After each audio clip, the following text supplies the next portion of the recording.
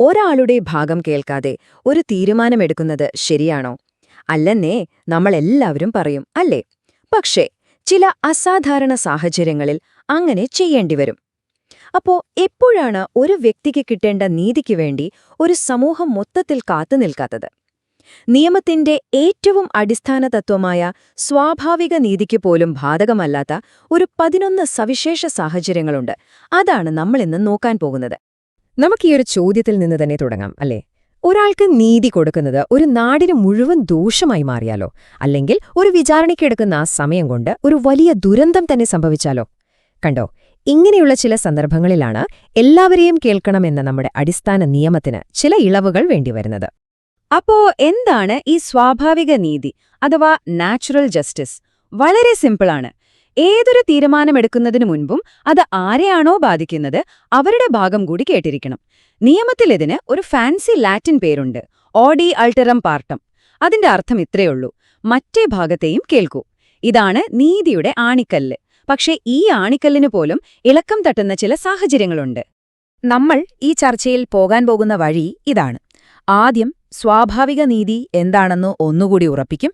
പിന്നെ പൊതുതാൽപര്യം വരുമ്പോൾ എന്ത് സംഭവിക്കുന്നു, ചില കാര്യങ്ങൾ പ്രായോഗികമല്ലാത്തപ്പോൾ എന്തു ചെയ്യും, നിയമത്തിൽ തന്നെ ഇതിന് ഒഴിവാക്കലുകളുണ്ടോ, പിന്നെ ഒരു രക്ഷയുമില്ലാത്ത അവസ്ഥ അഥവാ ഡോക്ട്രിൻ ഓഫ് നെസസിറ്റി എപ്പോഴാണ് വരുന്നതെന്നൊക്കെ നമ്മൾ വിശദമായിട്ട് തന്നെ നോക്കും.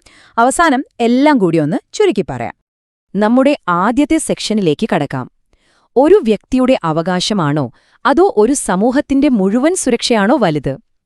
ഇവ രണ്ടും നേർക്കുനേർ വന്നാൽ എന്ത് സംഭവിക്കും?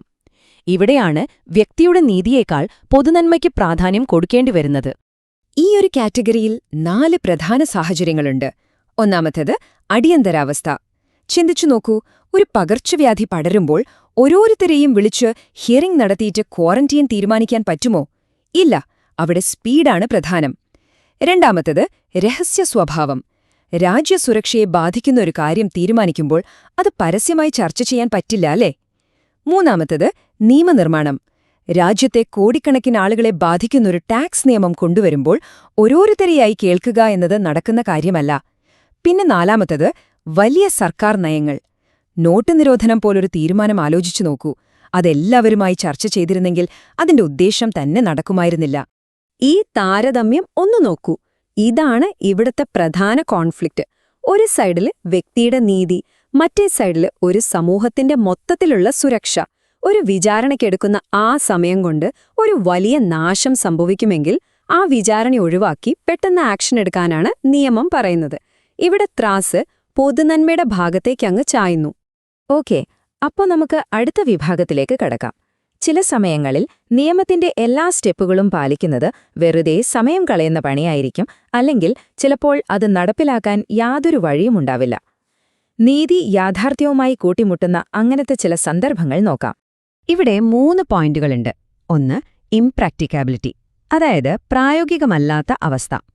ഒരു യൂണിവേഴ്സിറ്റി പരീക്ഷയുടെ ഫലം മൊത്തത്തിൽ റദ്ദാക്കുമ്പോൾ ലക്ഷക്കണക്കിന് വിദ്യാർത്ഥികളെ ഓരോരുത്തരെയായി കേൾക്കുന്നത് നടക്കുന്ന കാര്യമാണോ? അല്ല. 2, എടുക്കുന്ന നടപടി ഒരു താൽക്കാലിക മുൻകരുതൽ മാത്രമാണെങ്കിൽ. ഇതൊരു ഫൈനൽ ശിക്ഷയല്ല, മറിച്ച് ഒരു അപകടം ഒഴിവാക്കാനുള്ള ഒരു താൽക്കാലിക സ്റ്റെപ്പ് മാത്രം. മൂന്നാമത്തേത് യൂസ്ലെസ് ഫോർമാലിറ്റി, അതായത് ഒരാൾ കുറ്റം സമ്മതിച്ചാൽ പിന്നെന്തിനാണ് ഒരു വിചാരണ? അത് വെറും ഒരു ഔപചാരികതയായി മാറില്ലേ? ഈ കോടതിയുടെ വാക്കുകൾ നോക്കൂ. ഒരു ക്രിമിനൽ കേസിൽപ്പെട്ട ഒരു വിദ്യാർത്ഥിയെ ആ കേസിൽ ഒരു തീരുമാനം വരുന്നതുവരെ ക്യാമ്പസിൽ നിന്ന് മാറ്റി നിർത്തി. അതൊരു ശിക്ഷയായിരുന്നില്ല, മറിച്ച് ക്യാമ്പസിലെ സമാധാന അന്തരീക്ഷം നിലനിർത്താൻ വേണ്ടിയുള്ള ഒരു താൽക്കാലിക പ്രിവെന്റീവ് നടപടി മാത്രമായിരുന്നു. അതുകൊണ്ട് ഈയൊരു തീരുമാനമെടുക്കും മുൻപ് ഒരു വിശദമായ ഹിയറിംഗിന്റെ ആവശ്യമില്ല എന്ന് കോടതി പറഞ്ഞു. ഫൈനൽ തീരുമാനം പിന്നെ എടുത്താൽ മതി.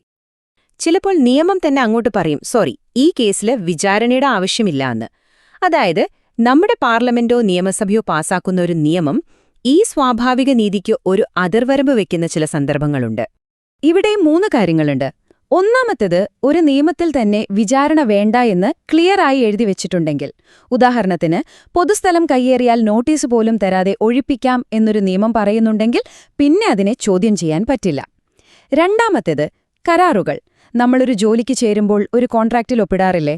അതിൽ ചില സാഹചര്യങ്ങളിൽ വിചാരണയില്ലാതെ പിരിച്ചുവിടാമെന്ന് സമ്മതിച്ചിട്ടുണ്ടെങ്കിൽ അത് പാലിക്കാൻ 2 കൂട്ടരും ബാധ്യസ്ഥരാണ്. പിന്നെ മൂന്നാമത്തേത്, നിങ്ങൾക്ക് നിയമപരമായി ഒരു അവകാശവും ഇല്ലാത്തപ്പോൾ. ഒരവകാശവും ഇല്ലാത്തൊരു കാര്യത്തിൽ എന്റെ അവകാശം ലംഘിച്ചു എന്ന് പറയാൻ പറ്റില്ലല്ലോ. ഈ അവകാശ ലംഘനമില്ലായ്മ എന്ന പോയിന്റ് മനസ്സിലാക്കാൻ ഈ കേസ് നല്ലൊരു ഉദാഹരണമാണ്. ഒരാൾ 1 വർഷത്തേക്കൊരു വീട് വാടകയ്ക്ക് എടുക്കുന്നു. ആ 1 വർഷം കഴിഞ്ഞാൽ പിന്നെ അവിടെ തുടരാൻ അയാൾക്ക് നിയമപരമായി അവകാശമില്ല. അതുകൊണ്ട് കാലാവധി കഴിഞ്ഞിട്ടും ഒഴിഞ്ഞു പോകാത്ത അയാളെ ഇറക്കിവിടുന്നതിനു മുൻപ് വിശദമായ ഒരു വിചാരണയുടെ ആവശ്യമില്ലെന്ന് കോടതി പറഞ്ഞു. കാരണം അവിടെ ഒരു നിയമപരമായ അവകാശവും ലംഘിക്കപ്പെടുന്നില്ല. സിമ്പിൾ. ഇനി നമ്മൾ ചർച്ച ചെയ്യുന്നതിൽ വെച്ച് ഏറ്റവും കോംപ്ലക്സ് പക്ഷെ വളരെ ഇൻട്രസ്റ്റിംഗ് ആയ ഒരു തത്വമാണ്. ഒരു വഴിയുമില്ലാത്ത അവസ്ഥയിൽ നീതി നടപ്പാക്കേണ്ടി വരുമ്പോൾ ഉപയോഗിക്കുന്ന ഒന്നാണ് ഡോക്ട്രിൻ ഓഫ് നെസസിറ്റി അഥവാ ആവശ്യകതയുടെ സിദ്ധാന്തം. ഇതിന്റെ ഐഡിയ ഇതാണ്: ഒരു കേസിൽ വിധി പറയാൻ അധികാരമുള്ള ഒരാൾക്ക് ആ കേസിൽ എന്തെങ്കിലും ഒരു പേഴ്സണൽ ഇൻട്രസ്റ്റ് ഉണ്ടെന്ന് വെക്കാം. സാധാരണഗതിയിൽ അയാൾ ആ കേസ് കേൾക്കാൻ പാടില്ല, മാറി നിൽക്കണം. പക്ഷേ അയാളെ മാറി നിന്നാൽ പിന്നെ ആ കേസിൽ വിധി പറയാൻ വേറെ ആരുമില്ലെങ്കിലോ? ആ വിഷയം അങ്ങനെ അനന്തമായി നീണ്ടുപോകും. അങ്ങനെയൊരു സിസ്റ്റം മൊത്തത്തിൽ സ്തംഭിച്ചു പോകുന്നത് ഒഴിവാക്കാൻ ആ പക്ഷപാതത്തിന്റെ സാധ്യതയെ മറികടന്ന് അദ്ദേഹത്തോട് തന്നെ വിധി പറയാൻ നിയമം അനുവദിക്കും. കാരണം ഒരു വിധിയില്ലാതിരിക്കുന്നതിനേക്കാൾ നല്ലത് ചിലപ്പോൾ ഒരു പക്ഷപാതപരമായ വിധിയായിരിക്കും എന്നതാണ് ഇവിടത്തെ ലോജിക്. ഇതിന്റെ ഏറ്റവും ക്ലാസിക് ഉദാഹരണമാണ് ഭോപ്പാൽ വാതക ദുരന്തം കേസ്. ഈ ടേബിൾ നോക്കൂ.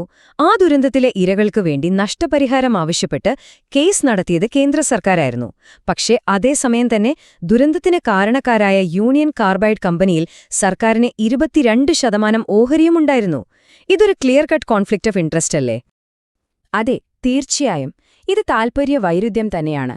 പക്ഷേ സുപ്രീം കോടതിയുടെ വിധി വളരെ പ്രാക്ടിക്കലായിരുന്നു. സർക്കാർ എന്ന ആ ഒരു വലിയ ശക്തി ഇല്ലായിരുന്നെങ്കിൽ പാവപ്പെട്ട ലക്ഷക്കണക്കിന് ഇരകൾക്കു വേണ്ടി അന്താരാഷ്ട്ര തലത്തിൽ വിലപേശാനും കേസ് നടത്താനും വേറെ ആരുണ്ടായിരുന്നു? ആരുമില്ല.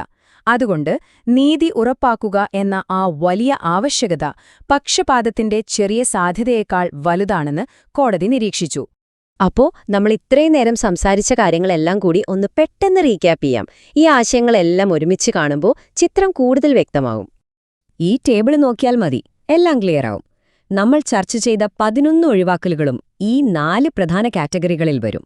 ഒന്നുകിൽ പൊതുനന്മയ്ക്ക് വേണ്ടി, അല്ലെങ്കിൽ കാര്യങ്ങൾ പ്രാക്ടിക്കൽ അല്ലാത്തതുകൊണ്ട്, അതുമല്ലെങ്കിൽ നിയമത്തിൽ തന്നെ അങ്ങനെ എഴുതിവെച്ചതുകൊണ്ട്, അതുമല്ലെങ്കിൽ വേറെ ഒരു വഴിയുമില്ലാത്തതുകൊണ്ട്. എല്ലാത്തിന്റെയും അടിസ്ഥാന കാരണം ഒന്നു തന്നെയാണ്. ചില പ്രത്യേക സാഹചര്യങ്ങളിൽ ഒരു വ്യക്തിക്ക് കിട്ടേണ്ട നീതിയേക്കാൾ വലിയ മറ്റു ചില കാര്യങ്ങൾക്ക് പ്രാധാന്യം നൽകേണ്ടി വരുന്നു. അപ്പോ ചോദ്യം ഇതാണ്: ഒരു വശത്ത് എല്ലാവർക്കും ലഭിക്കേണ്ട പെർഫെക്റ്റ് നീതി, മറുവശത്ത് ഒരു രാജ്യത്തിന്റെ സുഗമമായ പ്രവർത്തനം. ഇവ രണ്ടും തമ്മിലുള്ള ആ ഒരു ലൈൻ, ആ ഒരു അതിർവരമ്പ് നമ്മൾ എവിടെയാണ് വരയ്ക്കേണ്ടത്? ഒരു വ്യക്തിയുടെ അവകാശം എവിടെ അവസാനിക്കുന്നു? സമൂഹത്തിന്റെ ആവശ്യം എവിടെ തുടങ്ങുന്നു? ഇതിന് എളുപ്പമുള്ള ഒരു ഉത്തരമില്ല. ഇതിനെക്കുറിച്ച് ചിന്തിച്ചുകൊണ്ട് നമുക്കിന്നത്തെ ഈ വിശകലനം അവസാനിപ്പിക്കാം. നിങ്ങളുടെ അഭിപ്രായം എന്തായിരിക്കും?